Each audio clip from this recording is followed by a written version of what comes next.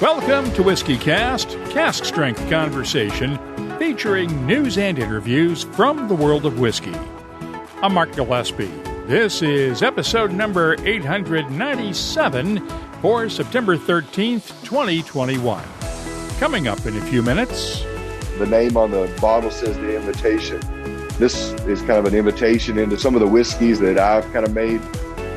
The 5-year-old bourbon kind of being Jim Beam that was made during my time as a supervisor in the distillery. And then the other two of the younger whiskeys, the 3-year-old malted rye and the 2-year-old bourbon, kind of being somewhat of, I would say, maybe my brainchild. It's Kentucky Bourbon Festival week, and two of the Commonwealth's legendary distilleries are starting to make yet another transition between generations. Freddie Noe's new playground at the Jim Beam campus in Claremont, Kentucky, is the Fred B. Noe Distillery, named for his father, Fred. And as Fred told us several months ago, he is starting to wind down his Hall of Fame career and turn more of the work over to Freddie, the 8th generation in his family, making whiskey under the Beam name. Meanwhile, Bruce Russell is the 3rd generation of Russells at Wild Turkey. He joined us the other night during our live webcast at the American Whiskey Convention in Philadelphia and shared some surprising news. Dad has, slowed down a little bit, and Jimmy wasn't allowed at the distillery, so I've got my hands dirty and been in the lab helping with product development and your blending dad's not and old enough to slow down yet. That's what I told him, He got a little taste of retirement. He's liking it, I think. Eddie Russell considering retirement? His father, Jimmy, is still going strong, and Friday was Jimmy's 67th anniversary at Wild Turkey. We'll hear from Bruce Russell and Freddie Noe later on WhiskyCast In-Depth. That's just ahead, along with the What I'm Tasting This Week department, your voice, behind the label, and more. The news is next on this week's WhiskyCast. What do Japan and Scotland have in common? You guessed it, whiskey. That's why Dewars brought these two cultures together in our newest cask series innovation, introducing Dewars 8-year Japanese Smooth. We took the Dewars you know and love and finished it in rare Mizunara oak casks for a complex and balanced Scotch whiskey like no other.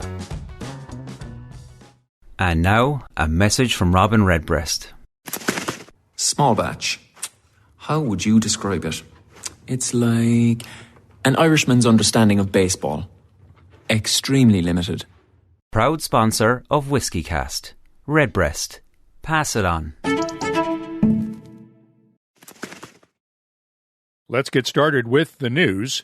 Heaven Hill workers at the company's headquarters in Bardstown, Kentucky, went on strike Saturday morning after their union's contract expired at midnight Friday.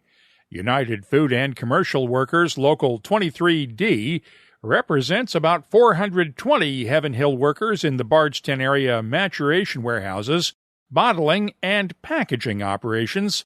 They voted Thursday night to go on strike after rejecting Heaven Hill's plan to change work schedules.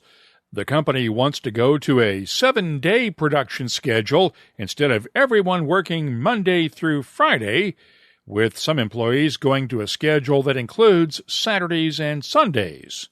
Local 23D President Matt Aubrey told me that more than wages, that's what has his members upset. When Heaven Hill speaks on family, all these members out here, they have family. They're fathers and mothers. They have sons and daughters, grandchildren. They have loved ones that if what the company wants to preserve and what they want to push, it's going to take these members away from their family. So it's more of just the members don't understand why they've sacrificed so much for the company to turn around and take something away, or try to take something away, I guess I should say. You're talking about the potential to have a schedule that includes Saturday and Sunday work as opposed to strict Monday through Friday, right? Yes, sir. They call it a traditional and a non-traditional schedule. So there is some gray lines there. The company will not put in strong language that it wouldn't truly affect those that are there right now. And also, you got to look at, I call them newborns. That's the new hires that haven't even started there yet. It's just, there's a lot of gray areas in that area that the company will not come together and be strongly opinionated about what their real expectations are for these members. I know wages are also an issue, right? You guys say that you're being paid less than the other distillery workers around the area? Me, speaking for myself as the president of the local, this traditional and non-traditional has a lot more impact than wages. This has nothing to do with wages.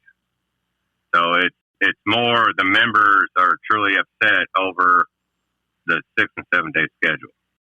Heaven Hill executives were not available for an interview, but responded with a statement calling the support of their employees, quote, a source of pride, and said the company will continue to collaborate with union leadership toward passage of this, quoting again, top-of-class workforce package. The strike does not affect workers at Heaven Hill's Bernheim Distillery in Louisville, who are represented by a different UFCW chapter. With the Bourbon Festival coming up this week, Aubrey said his members may be visible around the festival grounds, but not in an organized way. I implemented to the members that it's okay to show your pride in this strike, but we cannot walk around down there with picket signs. You know, they might have a shirt on, you know, expressing their feelings on the strike, but when it comes to picketing, no, there will not be any picketing around there. There are picket lines now at Heaven Hill's campus in Bardstown, which includes the new Heaven Hill Bourbon Experience Visitors Center, along with picketing at Maturation Warehouse sites in Cox's Creek and Deatsville. The strike has already had an impact on this week's Kentucky Bourbon Festival. Heaven Hill has now pulled out of all of the festival events, including tastings at Spalding Hall, as well as the World Championship Bourbon Barrel Relay competition. As for the rest of the Bourbon Festival, it is being impacted by COVID-19, but will still go on as planned starting this Thursday. However, all attendees will be required to show proof of vaccination or a negative COVID test within the previous 72 hours. Free rapid tests will be available on site each day, and at-home or over-the-counter tests will not be accepted. Masks will also be required at all indoor events. Festival officials have also confirmed that Buffalo Trace is pulling out of festival events this year over COVID concerns. It is not clear whether that will also affect Barton's 1792 distillery, which, like Buffalo Trace, is owned by Sazerac. Speaking of Barton, let's do a little rumor control for a minute now. There were comments posted on social media this weekend about the Heaven Hill strike that claimed Barton would be following soon. I asked Matt Aubrey of Local 23D about that, and there is nothing to that rumor. His local represents workers at both Barton 1792 and Heaven Hill, along with the Four Roses maturation and bottling site in Cox's Creek, but their contract with Barton 1792 does not expire for 3 more years. The Four Roses contract expires 2 years from now. This is usually around the time of year that Buffalo Trace would unveil the annual release of its antique collection whiskies, but the annual race by whiskey lovers to get George T. Stagg, the Thomas H. Handy Sazerac Rye, and the rest of the collection will have to wait. Buffalo Trace told us this week in an email that they are running a few weeks behind on production this year, so the release will be delayed. We'll keep you posted. We do have a lot of new whiskeys to talk about, though, but we'll start with an old one. Suntory's Yamazaki 55-year-old is the oldest Suntory whiskey release ever. It's a blend of whiskey distilled in 1960 that was matured in Mizunara oak, with whiskey from 1964 matured in white oak barrels. Only 100 bottles will be available worldwide this year, with a recommended retail price of $60,000 each. Beam Suntory will donate $5,000 from each bottle to the White Oak Initiative. Irish Distillers is releasing the first Method and Madness experimental whiskey from its micro distillery at Middleton. It's made from a mash bill of 60% rye and 40% malt, and will go on sale starting next Monday at Dublin Airport and select retailers in Ireland, along with the UK and online for €95 a bottle. I received a sample this week. I'll have my tasting notes for it soon at the WhiskyCast website. Tamdhu is releasing its new Cigar Malt, matured in first fill Oloroso sherry casks. It's bottled at 53.8% ABV and will be available in the UK, the Netherlands, Germany, Taiwan, China, and the US, with a recommended retail price of £180 a bottle. That's around $250 at current exchange rates. Tomatin has released a new edition in its French Collection series. It's a 12-year-old cognac cask-finished single malt distilled back in 2008. The recommended retail price is £64.95 a bottle. Sweden's Mackmyra distillery is releasing its annual Autumn Limited Edition single malt this week. Stjarnrock blends Mackmyra's smoky malt made with barley smoked with peat and juniper, along with unsmoked older single malt matured in ex-bourbon barrels. After that, the blend went into Swedish oak cloudberry wine casks for final maturation. It'll be available at retailers in Europe and the UK, with a recommended retail price of €60.49. That's about $72 a bottle at current exchange rates. Back to bourbon country now. Town Branch Distillery in Lexington, Kentucky is releasing the new True Cask Bourbon. It's a 4-year-old cask-strength bourbon bottled at 54% ABV. There is also a new sherry cask-finished bourbon from Town Branch that uses whiskies finished in Oloroso sherry casks. It's bottled at 48.2% ABV and will be available at the distillery in Lexington and elsewhere for $69.99 a bottle. The True Cask carries a recommended retail price of $49.99. Virginia's KO Distilling in Manassas is out with 2 new whiskies. The Distillers Reserve Bottled in Bond Rye is made with 100% Virginia rye. The Bare Knuckle High Rye Bourbon is a 6-year-old whiskey that was originally distilled at MGP, but the barrels have been maturing in KO's own warehouse ever since. It's available in both single barrel and cask-strength versions. In other news, Glenmorangie has opened its experimental Lighthouse distillery next door to the main distillery in Tain, Scotland. It's designed to be a place for Dr. Bill Lumsden to experiment with rye and other grains, along with different yeast strains. The Lighthouse will not be open to visitors touring Glenmorangie, though. And finally, Diageo is expanding its investment in Japanese whiskies. Diageo's Distill Ventures unit has taken a minority stake in the Kamasa Kanosuke distillery, which makes Kanosuke single malt whiskey in Kagoshima, Japan.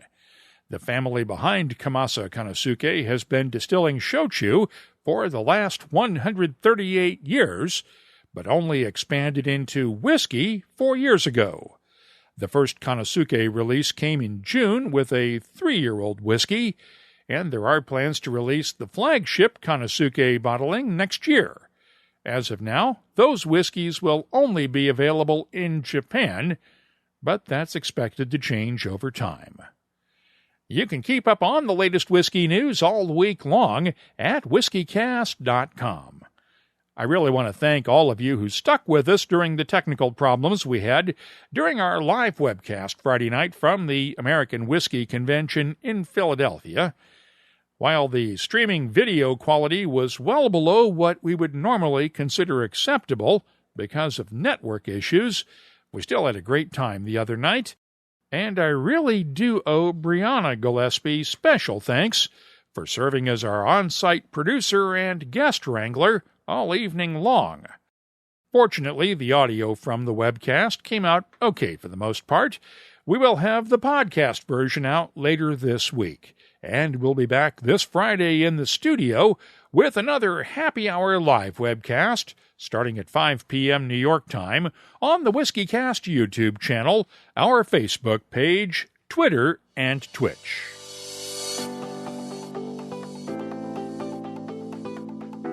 Time now for the WhiskyCast calendar of events, and we do have one COVID-related postponement to report now.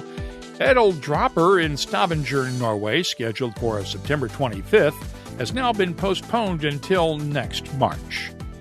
Meanwhile, tickets are still available for Wednesday night's Master Distillers Series event at the Fraser History Museum in Louisville, Kentucky, along with a bourbon dinner Thursday night at Watershed Distillery in Columbus, Ohio, and the Whiskey X in Chicago that same night. This weekend brings the National Whiskey Festival in Aberdeen, Scotland, the Liverpool Whiskey Festival in England, Sagamore Spirits Whiskey on the Waterfront Party in Baltimore, Maryland, and the Beer, Bourbon, and Barbecue Festival in Atlanta, Georgia. Whiskey and Barrel Night is September 22nd in Chicago. Whiskey Live Paris runs from the 25th through the 27th. And the Whiskey Show is in London, October 1st through the 3rd. Right now, we have 124 virtual and in-person events on our searchable calendar at whiskycast.com. Remember, all in-person events are still very much subject to change on short notice, depending on local public health restrictions. Check ahead of time for any requirements for proof of vaccination, masks, or other restrictions. And now, a message from Robin Redbreast. You know, people always ask me, does Redbreast go better with ice or without? Would it go well with figs, dark chocolate, apple crumble? Is there one particular thing I should enjoy it with? I tell them, yeah, other people. Proud sponsor of WhiskyCast. WhiskyCast In-Depth is brought to you by Oban and the Classic Malts lineup. Distillers often say they're laying down whiskeys for the next generation to drink, and in some cases for their own future generations to bottle. It's not uncommon for sons and daughters to follow their parents into the whiskey business, even though carrying on the family name brings its own set of expectations. Freddie Noe and Bruce Russell are both working to live up to those expectations, and neither one started out at the top. Bruce is the son of Wild Turkey master distiller Eddie Russell, and of course the grandson of the legendary master distiller Jimmy Russell, who celebrated his 67th anniversary at Wild Turkey this past Friday. Bruce was not there for the celebration, though. He was in Philadelphia for the American Whiskey Convention and joined us at the end of our Happy Hour live webcast that night. How you been? Doing well, doing really well. Just glad to be back out on the road and seeing people again. Is this your first time on the road in a while? It's my second time, but the first time was earlier last week. So, yeah, just getting back out there and seeing people and come to these events again. It's really nice. I know it's great to see you, but of course the question everybody wants to know, how's Jimmy and your grandma? They're doing great. The past year and a half, 2 years was tough on Jimmy. It was the first time in his entire career he wasn't supposed to be at the distillery, so he couldn't come to work every day. So him and my grandma would come at about 4 o'clock in her minivan, and they'd circle the parking lot just to make sure we all showed up to work. Today, though, September 10th is actually his 67th anniversary being at the distillery today. Wow. So we got to celebrate that. Yeah. I mean, I saw some pictures that some folks posted the other day on social media, crowded around Jimmy, and none of them wearing masks, but I know he's been vaccinated 6 ways from... Yeah, if we could give him one of each, we probably would, just to make sure he's okay, but... You got to wrap him in bubble wrap to keep him safe. Yeah, my grandma says he's well pickled, though. He's not going nowhere. Yeah, there's enough alcohol in him. So, what have you been up to the last 18 months when you couldn't be out on the road? Yeah. Well, Dad has, slowed down a little bit, and Jimmy wasn't allowed at the distillery, so I've got my hands dirty and been in the lab helping with product development and your blending. Dad's not old enough to slow down yet. That's what I told him, He got a little taste of retirement. He's liking it, I think. And then I've taken over the management part of the private barrel program, so I've been doing a lot of that as well. it's been really nice to get back in the distillery and gave me something to do, while we were all in Kentucky. Tell us about the private barrel program, because I know a lot of people have been going nuts trying to get those barrels, and they really loved the ones people really go nuts when they go through there with your dad, right? Yeah, so our private barrel program, I think, is something completely unique to us because the people that run the program are me and Dad. You come on site, you get to handpick in Warehouse A from the 1800s, and we're drinking whiskey right out of the barrel, and we specifically look in the beginning of the year to find the most unique, interesting, kind of off-profile things that we have. So, Wild Turkey, I think, is really known for being a very traditional and consistent whiskey. But if we had stuff that has tasted like chocolate, or we've had some red berry bombs, just completely off-the-wall stuff for us. And the private barrel program is the only way you're going to find it because, Jimmy is Mr. Consistency. He'd kill us if any of our products, didn't taste the exact same as they always have. And our pal Chris down in Australia says to say hello to your dad and Jimmy for he and Lil and all your friends down under in Australia. I sure will. They're watching from Brisbane tonight. That's awesome. Yeah, I actually had plans on traveling there with Dad last year before all this happened. So hopefully things will continue to get better for everybody, and everybody gets out there and gets vaccinated, and I'll be able to hang out with some of our Australian friends soon. Now, near as I can tell, your dad, it's about time for him to come out with another Master's Keep, right? Yeah, we've got one coming out this year, and then we've got another one that we're working on right now in the lab that I'm helping him put together for next year. The one this year is going to be called Master's Keep 1. It's kind of following a little bit of a trend. We've taken some older whiskeys, blended them together, and then we've reintroduced them into a toasted barrel. It's brought out a lot of really unique vanilla, honey, burnt sugar notes that I don't think you really find in a lot of Wild Turkey products. We're a little bit darker, I think, in our sweetness with toffee and caramels usually. I'm really loving the way it's tasting, so I'm excited to see it out. Has McConaughey been up lately? No, he hadn't, unfortunately. He's still working with us. He's always a good time because he's always ready to drink some whiskey with me, Dan and Jimmy. Hopefully we can get him out there sometime later this year. It's about time for another version of Long Branch or a different line extension on that one, I would think. Well, there's some rumors that, we might be coming out with something else. We'll see. I haven't heard those rumors. Well, we'll see. Long Branch cask strength, maybe? Maybe some Long Branch rye. It's if the product continues to be successful for us, I would not be surprised if we add on to that line. Yeah. Hey, I want to see you do another Forgiven. Me and you both. And just stay tight because we might be working on something like that here pretty soon. Our ideas for the next Master's Keep, not this year but next year, is kind of a bourbon and rye combination. We're not 100% sold on what that's going to be, so it could be a bourbon and rye blended together. We're also working with some bourbons, and some ex-rye casks to see what might happen. So we haven't made up our mind yet, but we really did get some inspiration from Forgiven. We've loved the product, and we'd like to do something else like that too, yeah. How has the tourism been? Obviously, the numbers aren't going to be what they were pre-COVID, but you are getting folks in the distillery, right? We are. Now, we haven't opened up our facility to tours again. So right now it's only in the visitor center, and we are open at a limited capacity. It's only, I think, Wednesday through Sunday. It's definitely a lot different than it used to be. We're not getting as many people. We do have to be a little bit cautious on how many people are in. We're doing temperature checks, and everybody needs to be masked up unless you're taking the pictures with Jimmy. It's been tough on all of us. I'll be really excited when we can open up things full bore and have people in the distillery again. Just a second, Bruce. Brianna, Steve Beam is apparently looking for us over on the other balcony. I love Steve.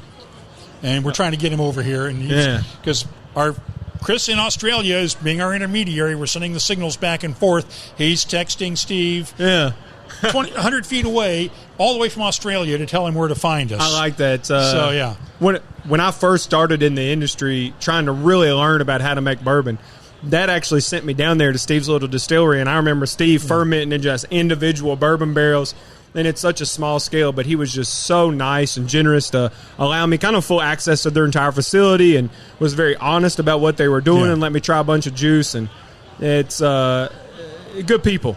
It's the best thing about our industry is how familial and just generous everybody is with their time and their expertise.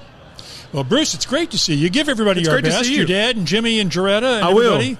And your cousin's working there now too, right? Yeah, we have my cousin Joanne. She's now our East Coast National Brand Ambassador. She's living up in New York. She's big time, you know. She's doing a great job, and it's just nice to have kind of a woman's point of view where it's just been, you know, me, Dad, and Jimmy forever. And we get on each other's nerves enough. She's, you know, a nice reprieve. We know your grandmother really runs the show. You better believe it. People don't realize that my granny Joe Retta, she actually worked at the distillery before Jimmy did, so she's the real reason why we're all in the business. Well, yeah, we were talking about that with Peggy Noe Stevens a couple weeks ago on Bourbon Women. She was in the accounting department. She knew what Jimmy made before she married him, right? Yeah, you better believe it. She made sure he had a good job coming in, too. You know, Dad always talks about starting from the bottom up, but Jimmy actually got to start in the lab, so he had a pretty good job. While Bruce has not had the chance to create his own wild turkey expression just yet, Freddie Noe just released his 5th annual chapter of Little Book. This year's chapter is called The Invitation. It features a blend of 3 different bourbons with some 100% malted rye whiskey. Freddie is Jim Beam's 8th generation of family distillers. He is the son of Jim Beam master distiller Fred Noe, and the grandson of the great Booker Noe. Freddie joined me on a Zoom call this week from his home on Bardstown's Whiskey Row. I got to ask, how's the family doing? You guys coping well? Yeah. We're doing pretty good. You know, obviously being a little more cautious during these times, but everyone's doing good. My dad's been doing some walking and kind of been a little more conscious of his health as well. So yeah, I mean, despite kind of being away and, you know, not seeing folks in the industry as much due to lack of events and such, everyone's doing pretty good. Let's talk about Little Book. This is your 5th edition of Little Book. That's right. What have you learned from the previous 4 that went into this one? You know, I think what I've learned from the previous 4 that comes to this is really a little bit more about the blending process. You know, I've said it before recently in talking with a couple of folks about just flavor of whiskey.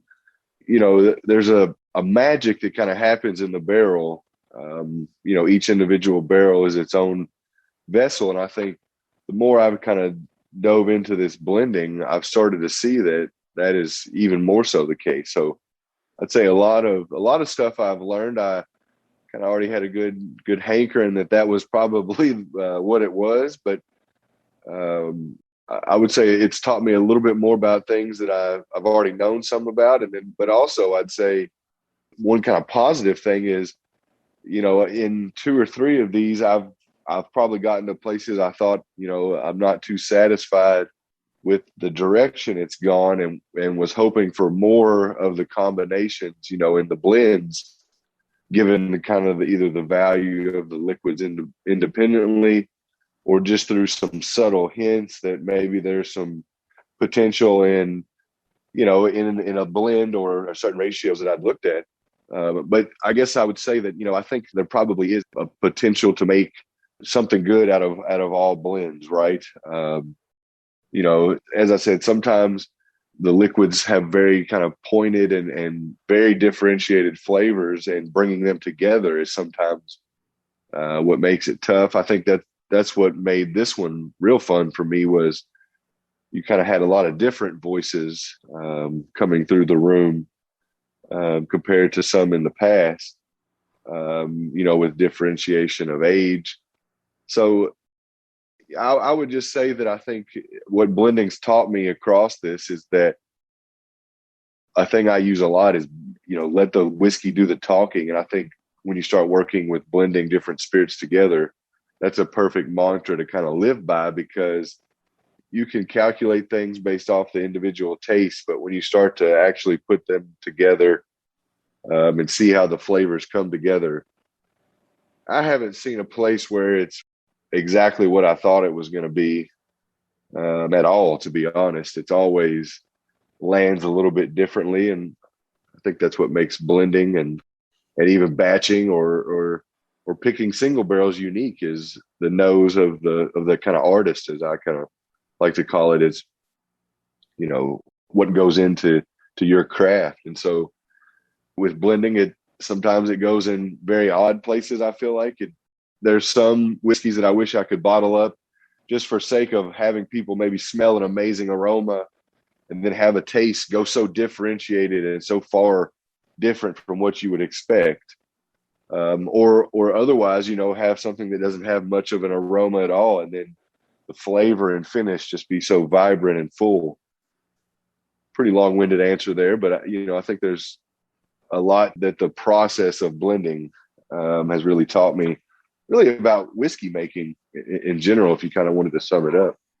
Well, I've got to ask, since this is your 5th edition and you've learned so much over the last few years, are there any of the first 4 that you'd go back and do differently, knowing what you know now? No, probably not, because, I think the way I meticulously go about blending for each chapter, even kind of going back to chapter 1 with it being blend, number 2 of 29 that I went through different iterations in session. I feel as though the way I kind of approach it, I kind of touch every corner of the map and really kind of look at what each whiskey has to offer, whether it be one with a little more percentage close to equal. And I think in doing that diligence, I would feel confident that so far, we've talked about 5. It seems like a short time, but across those, I can confidently say, I think, I've probably put the best foot forward. And like I said, I don't think there's anything I would change. Maybe some of my approach of how I got to where I was going on like chapter 2 with the Canadian whiskey, I learned a lot about, variation of proof and bringing that together with variation of age. But I still think the best representation made its way out. Just took me a little bit longer than I was probably anticipating. Well, good things take time, and I am tasting the 5th chapter. I'm pouring me a glass now. Oh, okay. One of the things I found interesting about this one was that you used some malted 100% rye, and we don't see a lot of malted rye used with bourbons. No, it's kind of interesting. Yeah, being the 8th generation of a family that's been making whiskey, there's a lot about my family that I like to research, but I also research about just American whiskey in general as well. And malted rye had a pretty prominent part in some of the Eastern ryes, Pennsylvania style rye, and was utilized up and down that coast quite a lot in the early years of America. So it's kind of interesting to me that it had kind of fallen off the map. I guess I'd say one thing from producing it is very difficult to process. So I could see why, if you could find a way to replicate flavor or, kind of get around the use of the malted rye, I could see where people would maybe start to bend away from it. It's kind of very, very different viscosity, mash, and not really mash, I guess, kind of post fermentation and then post distillation. Pipes and things really don't like it too much. Maybe that had something to do with it. I'm not sure, but yeah, we had looked at wanting to do something in the rye category and just doing some more exploration. As you know, we had done the Booker's rye, but in just kind of looking around, we had thought maybe trialing this out would be something that could be interesting. And yeah, so here you have one of the iterations that we distilled of 100% malted rye. On its own, it offers up this kind of very kind of toasty, kind of still earthy version of the rye grain off of distillate. And then as it ages, I think you start to see a great mingling between barrel and flavors that are coming through. Like I said, some of that kind of toasty notes that really, I think, kind of soften up the rye. And to me, add a lot of good flavor to this particular blend. Is this a hint that we might see some more of this down the road, assuming that you didn't put everything you made 3 years ago into this batch? So, no, we did not put everything we made into this batch. we actually, with Little Book being kind of one of our smaller releases and more limited releases, I actually kind of just pulled some barrels out of this. We've been kind of watching it age. I mean, I wouldn't say that it's probably not near ready for some of the concepts and thoughts we've had. So it might be a while, but I wouldn't say, I'm not going to say yes or no, because, some things just, maybe I can kind of earmark it for use in Little Book for many, many chapters to come. But, I wouldn't say that it's kind of concrete set in stone that it would be coming out, but we have distilled it more than one time, and I did not utilize very much of our stock of it. It's one of those that we're kind of monitoring. As the name on the bottle says, the invitation. This is kind of an invitation into some of the whiskeys that I've kind of made. The 5-year-old bourbon kind of being Jim Beam that was made during my time as supervisor in the distillery. And then the other two of the younger whiskeys, the 3-year-old malted rye and the 2-year-old bourbon, kind of being somewhat of, I would say, maybe my brainchild. More on the malted rye was kind of part of the project and then helped bring it to life as we narrowed in on our decision. But on the 2-year bourbon, that was definitely something that was my idea. You'll see an invitation that we've been doing a little bit of some exploration already. And then as we've talked a little bit about with the Fred Noe distillery coming online, it'll give us an opportunity to dive a little bit deeper into some of these areas as well. With that new distillery, what have you had a chance to start experimenting with, and what will this new distillery let you do, since it means you won't have to tie up the big distillery? Yeah, so, just in the kind of early days, we're still kind of commissioning the plant, but, knowing we've got some really good quality whiskey coming off already, we actually had an opportunity to run some extremely long fermentation and do some analysis. Haven't analyzed the whiskey myself just yet because I didn't go into the office today, but having some time set up tomorrow with the blending team to kind of go through and assess the distillate. But what that'll do is it's given us the capability to gather samples in a very similar, a very quick location, prep them and save them across this, where, before in our big distilleries, our lab equipment is kind of centrally located for the entire facility, not just in the distillery. So having the kind of on-hand ability to run these tests, it also gives us opportunity to dive into other things, kind of like this malted rye you're seeing in chapter 5 here at 3 years old. It gives us opportunity to do some more of those things and not tie up so much still time. And as I was mentioning, if it is something that may be a little bit tougher to process, allows us to continue to make bourbon on our big distilleries and use some time on innovation over here at the Fred Noe distillery. So there's a lot of exciting things that can come. And kind of as I was saying, I think, this whiskey starts to give you an invitation into some of the things we've been looking at and some things we've been doing already, but just a little bit of a kind of tease into what could be possibly to come.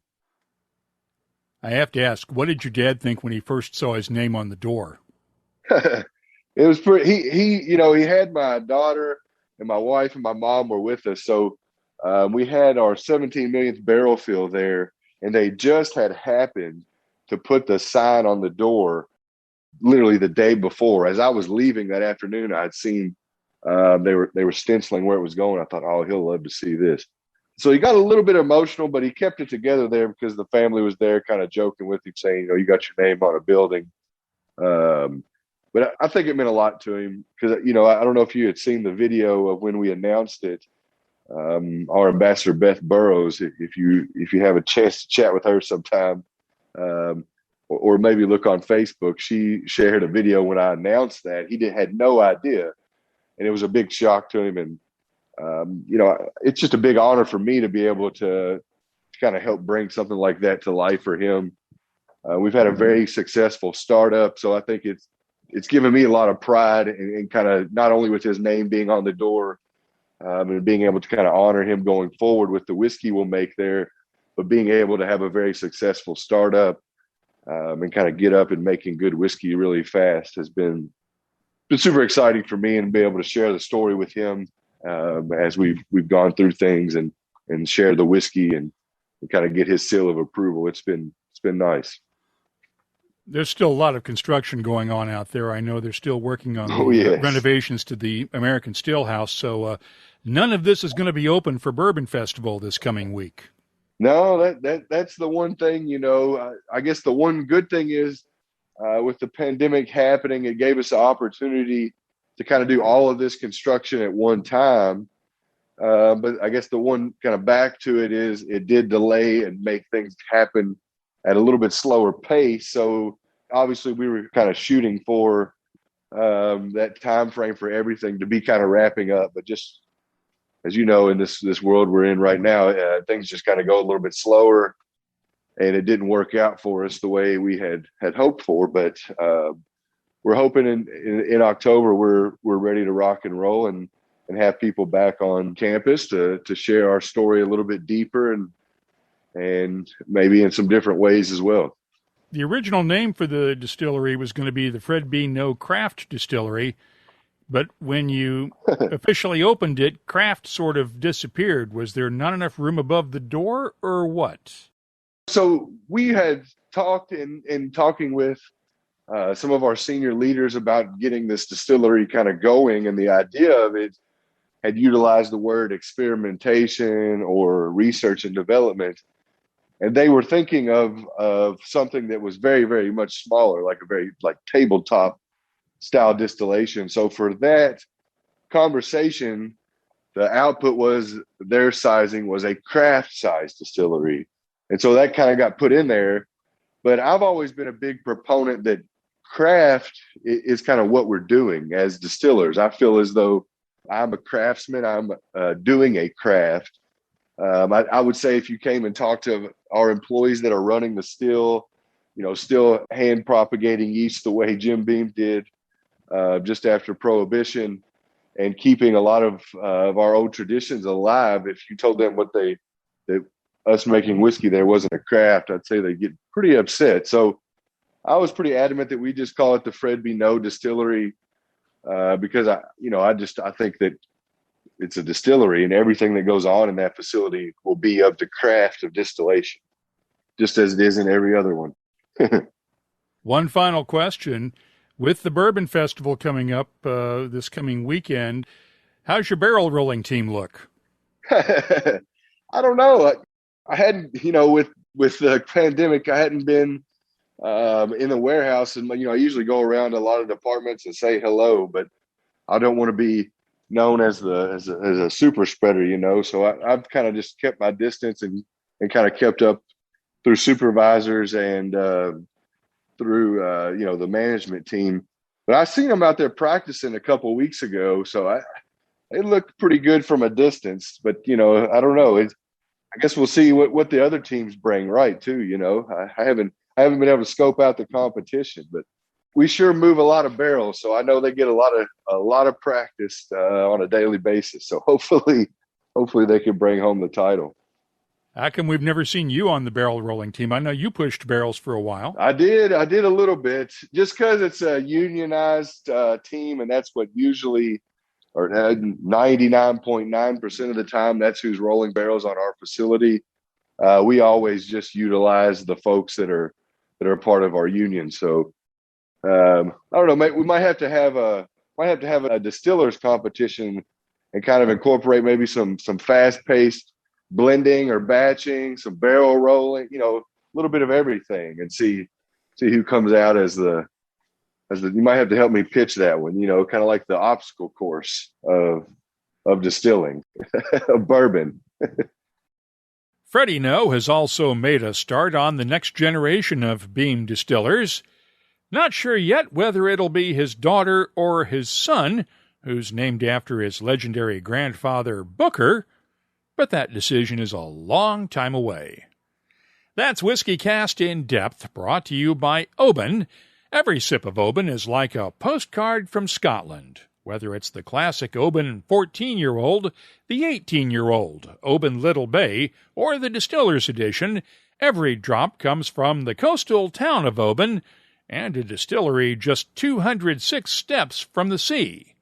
It's one of Scotland's smallest distilleries, with just 7 people who make whiskey the same way their predecessors have done since 1794. Find out more at openwhiskey.com. The What I'm Tasting This Week department is brought to you by Sagamore Spirit. Let's start off with Freddie Noe's Little Book, Chapter 5, The Invitation. Once again, it's a blend of 2, 5, and 15-year-old bourbons with some 3-year-old 100% malted rye, and it's bottled at 58.4% ABV. The nose has notes of caramel, honey, a hint of molasses, charred oak, brown sugar, and a hint of vanilla.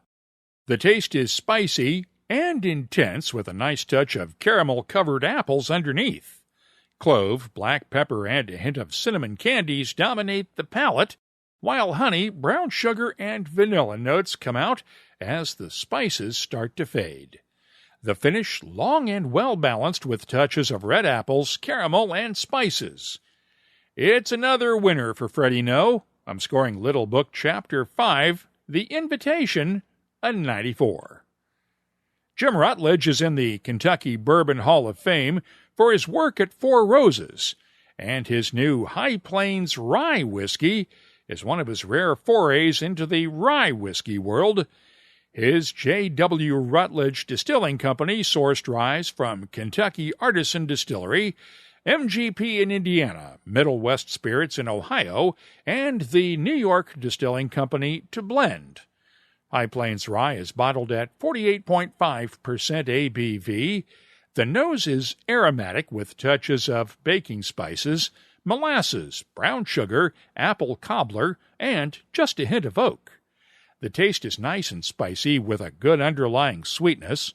Clove, black pepper, and cinnamon are complemented by red apples, brown sugar, and a hint of molasses. The finish has lingering spices, hints of dried apples, honey, and caramel. Jim's done a great job with High Plains Rye. I'm scoring it a 93. I'll have more tasting notes in just a minute, but first, this week's tasting notes are brought to you by Sagamore Spirit Rye Whiskey. They're reviving the tradition of Maryland-style rye at their Baltimore farm and waterfront distillery. Their tequila cask-finished rye received a gold medal earlier this year in the San Francisco World Spirits Competition. It's rye whiskey finished in extra añejo tequila barrels, displaying notes of agave and vanilla, dried figs, and honey. In-person tastings are available once again at the distillery in Baltimore, but you'll also find a variety of virtual tours, tastings, and other experiences at the Sagamore Spirit website. Now, they're offering WhiskyCast listeners a free virtual guided tasting. When you buy bottles from your local retailer, a Sagamore Spirit teammate will guide you through each one. Visit SagamoreSpirit.com, use the code WhiskyCast, all one word, to access those free tastings. Please drink responsibly. MGP acquired Luxco and its Lux Row Distillers unit back in January, and this year's 5th edition of Remus Repeal Reserve is the first release since the acquisition. It's still distilled at MGP, but now with some influence from the Lux Row folks, and as with the previous 4 editions, is still bottled at 50% ABV. The nose is subtle, with caramel, brown sugar, vanilla, honey, and a hint of toasted oak. The taste is nice and thick with caramel, honey, and brown sugar, complemented by vanilla, honey, touches of black pepper and allspice, and just a hint of charred oak. The finish is long and well-balanced with subtle touches of spices and oak. I'm scoring the 5th edition of Remus Repeal Reserve Bourbon a 92. I joined the members of the Ottawa Whiskey Guild in Canada the other night for an online tasting, and one of the whiskeys we tasted was the Cooper's Choice bottling of a North British 32-year-old single-grain Scotch whiskey distilled in 1987. It was a single cask bottled at 45% ABV. The nose has notes of dried flowers, sandalwood, honey, a hint of ginger, and cedar shavings. The taste is syrupy, thick with fruity touches of peaches and apricots, gentle spices, honey, ginger, and a hint of pine. The finish is long with a fruity character, slightly dry, and just a subtle touch of oak. It was one of the highest-rated whiskeys of the night by the Guild's members. I liked it, too, and I'm scoring the Cooper's Choice North British 1987 32-year-old single grain a 93. The What I'm Tasting This Week department is brought to you by Sagamore Spirit. I've added these whiskeys to our searchable list of tasting notes for more than 3,200 different whiskeys from all over the world. Check it out this week at whiskycast.com. It's been 175 years and Dewar's continues to stay curious. We're proud to announce the newest addition to the innovative Dewar's 8-year cask finish series of Scotch whiskey, Dewar's Japanese Smooth. Brought to life by our award-winning master blender, Stephanie McLeod, Japanese Smooth is a perfectly balanced 8-year-old Scotch whiskey that puts a pioneering and innovative focus on our aging process. After 8 years in Scotland, we blend, age again, then finish this whiskey in casks made from 200-year-old Mizunara oak trees. Rare, sure, but worth it. The Mizunara oak perfectly complements the tasting notes with Dewar's Scotch whiskey. Japanese Smooth is loaded with Dewar's signature honey and floral notes, with the Japanese Mizunara oak adding exotic sweet and spicy flavors. Curious? Try this one in a perfect Japanese highball or on the rocks. Time to open up the inbox now for your voice. Got an interesting email this week from Yori Costa in Israel, who writes, I'm writing to you as a long shot. I got a bottle of Leishna Gran Eel at auction, and I think I'm pronouncing that correctly. The site and label say it was bottled by Suzanne Gillespie. I think it is a fascinating whiskey, and I would like to get a couple more bottles, but they are very scarce at auctions. I have already contacted the distillery, but they would not divulge any information, and I searched Facebook and Google, but found no direct leads. Is the Suzanne Gillespie who bottled it your wife or otherwise related? Or can you help me track her in any other way? You could say I'm desperately seeking Suzanne. Well, thanks for the email, Yori, and first of all, there is no personal family connection with this whiskey. It was an 11-year-old single malt distilled at Bruichladdich and either matured or finished in a rum cask. It appears to be one of the many casks that Bruichladdich sold to individual buyers in the years after it reopened 20 years ago, and the distillery generally doesn't comment on those casks. I do not know Suzanne Gillespie, but if any of our listeners do know her and have more details about this whiskey, please use the contact form at whiskycast.com to get in touch with us, and I'll put you in touch with Yori. Aaron Kendall at @Kendall on Twitter posted a link to Decanta's page for the essence of Suntory, Yamazaki Isla peated barley single malt that I mentioned in the news last week, along with this comment. Just me, or might Beam Suntory expect a cease and desist from Scotch Whisky Association any day now? Well, Aaron, it's not likely, since it is clearly labeled as a Japanese whiskey, just one that was made with barley dried with Isla peat, and those are actually fairly common. Of course, the odds of a cease and desist get even smaller when one remembers that Beam Suntory is also a member of the Scotch Whisky Association. It owns Laphroaig, Bowmore, Glengarry, Ardmore, and Auchentoshan distilleries. And usually, any disputes like that with an SWA member company are handled internally. If you have something you'd like to share with whiskey lovers around the world, you can always find us on Twitter, Instagram, or Facebook at WhiskyCast.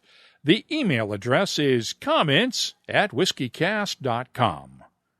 Let's close out the show now with Behind the Label, our look at the history, science, and people who make whiskey unique. It's brought to you by Writer's Tears. You probably have never heard of Steve Thompson, but if you drink bourbon or a really big Tennessee whiskey brand, there's a pretty good chance he had an impact on some of the whiskeys you've enjoyed over the years. Steve's family and friends are paying tribute to him today at a memorial service. He died last Monday at the age of 77 after an accident at his lake house in Michigan. Steve opened Kentucky Artisan Distillery in Crestwood with his partners in 2012 after retiring from Brown-Forman, where he either built or upgraded most of its distilleries over the years and played a key role in the company's growth. When Steve and his partners opened Kentucky Artisan, the goal was to help other people achieve their dreams of making whiskey. One of those people was Jefferson's bourbon founder, Trey Zeller, which now calls Kentucky Artisan Distillery its home. Steve was one of the most unique, most memorable, indelible people that I've ever met. And I'm not alone in this. I kind of looked at him like a father figure. And there was a number of people that I've talked to this week that felt like that. And, you know, he posted some pictures on Monday from his new lake house up in Michigan. And he looked like a pig in shit. He was doing exactly what he wanted to be doing, surrounded by friends and family. And I couldn't, you know, that's the way he would want to go out. So so lucky to work with him. Every day that we got together, he had a perpetual smile on his face and a twinkle in his eye. He loved to stir the pot and push buttons, and his mind was always reeling. I hope that I can live my life like that until I'm his age and still have just the fire in his belly. And such a great guy and somebody that I've learned so much from. Give me a sense of what he means to the bourbon industry, because Kentucky Artisan was one of the first craft distillers or small-scale distilleries that just popped up. And you know what? He did it for all the right reasons. You know, his legacy is unbelievable. And I've heard from so many people this week and over the years from Hugh Blind that, he ran production up there and he was president of Brown-Forman and ran all their distilleries there. His wealth of stories is, like all the great old guys that there's not many left that, really cut their teeth in a different era. But, as he told me, he tried to retire a couple times and he wasn't good at it. He put Kentucky Artisan Distillery together as a hobby. He was just going to go ahead and distill some product. And then he wanted to distill other people's dreams. And he figured, I could bring their dreams to life. And he saw what a pain in the butt that was. And he turned it into a hell of a business. He's just in the last couple of weeks ordered a new bottling line, ordered twice the amount of fermenters and cookers so he could double production. He was totally reinvigorated about the prospect of getting his own brand, Whiskey Row, really off, which has grown to be a substantial brand. I think he is going to do about 20,000 six-bottle cases this year with it. So he was really excited about that. Actually, I was helping him on a new label that he was going to come out with called SF Thompson. And we're going to make a couple labels up for a memorial service that we're going to have and celebrate him. But, he helped everybody that asked for his help, and he would tell them exactly what he thought. If he thought you had a dumb idea, he'd say, why the hell do you want to do that? And he didn't do it in a condescending way. He did it in a way that helped people, one, save some of the money that they would lose and to help them. And he would do it freely and not ask for any compensation just because he loved it. And at 79, the only reason he was still doing it is that he loved the camaraderie and just wanted to be in the game. And he's one of these guys that really deserved to be in the Bourbon Hall of Fame a long time ago. He does. As a matter of fact, I talked to Campbell Brown about this 2 days ago, who I know reached out for Eric and said they're going to get that ball rolling. And I guess there's not going to be a Hall of Fame this year because of COVID. So hopefully, and I feel awful that I didn't try to make this happen while he was still around. But if anybody's deserving, he certainly is. And, so, as all the craft distilleries came about, there were a lot of people that just didn't have the practical knowledge. And he had it, and he was more than happy to share that with anybody that wanted that advice. Please join us in sending our condolences to Steve Thompson's wife, Linda, his 4 children, and 7 grandchildren, along with his many friends in the whiskey industry. If there's something or someone you'd like us to look at on an upcoming episode, just use the contact form at whiskycast.com to get in touch with us. Behind the Label is brought to you by Writer's Tears. Writer's Tears Copper Pot, a rare style of Irish whiskey with a creative twist. A unique triple-distilled blend of single pot still and single malt premium Irish whiskies. Writer's Tears Copper Pot. Do you dare to be creative? That's all for this edition of WhiskyCast. You'll find links for the stories in this episode in our show notes at whiskycast.com. That's also where you'll find the latest whiskey news, my tasting notes, whiskey photo of the week, cocktail recipes, and, of course, a complete archive of past episodes going all the way back to 2005. Get in touch with us on Twitter, Instagram, and Facebook at WhiskyCast. The email address is comments@whiskycast.com. And now, a message from Robin Redbreast. Ever go out drinking with a peacock? Always the same. Few too many, tail feathers come out, drinks get knocked over, bartender's not happy, night's over before it started. All I'm saying is, don't be the peacock in your group. Proud sponsor of WhiskyCast. Redbreast. Pass it on. Just like the end of this WhiskyCast episode, Dewar's Scotch Whiskey always makes for a smooth finish. Like our newly released Dewar's Japanese Smooth, aged for 8 years in Scotland, blended then aged again before being finished for up to 6 months in Mizunar oak casks made from 200-year-old Japanese water oak trees. These unique casks layer distinct dry and spicy flavors to the whiskey, with aromas reminiscent of sandalwood and incense. Keep an eye out for a bottle of Dewar's Japanese Smooth at a store near you. WhiskyCast is a production of Cask Strength Media, copyright 2021, and comes to you from the charming, yet regrettably dry town of Haddonfield, New Jersey. I'm Mark Gillespie, reminding you that when you drink, please drink responsibly. Thanks for listening, and please stay safe.